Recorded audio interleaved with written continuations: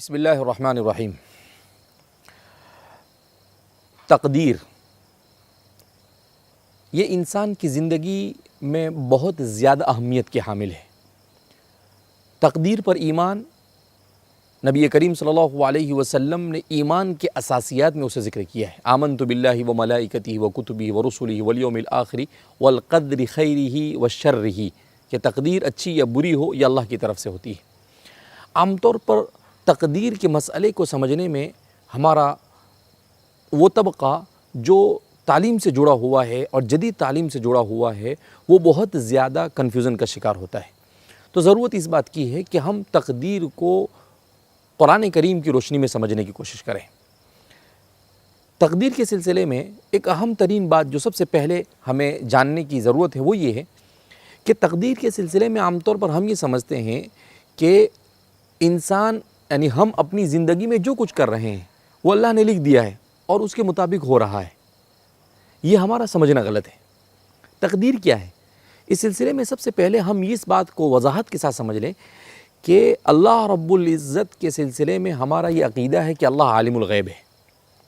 اللہ نے اپنے علم غیب کی بنیاد پر، جب اللہ اپنے علم غیب کی بنیاد پر انسان کے بارے میں معلوم کر لیتا ہے کہ اگر میں اس بندے کو دنیا میں 60 70 80 90 سالہ زندگی دوں گا تو اس زندگی میں وہ کیا کیا کرے گا، تو بندہ جو کچھ کرنے والا ہے اللہ اپنے علم غیب کی بنیاد پر اسے جان لیا، اللہ رب العزت نے اسے لکھا ہے۔ تو اب ہم اس کو ایسے سمجھ سکتے ہیں کہ جو لکھا ہوا ہے وہ نہیں کر رہے ہم، بلکہ ہم جو کچھ کر رہے ہیں اس کو لکھا گیا ہے۔ تو یہ کانسیپٹ جب کلیئر ہوگا تو ہمارے لیے تقدیر کا سمجھنا آسان ہوگا۔ تو ہم جو کچھ زندگی کے اندر میں کرنے والے اللہ نے علم غیب کی بنیاد پر اسے جان کر لکھا ہے۔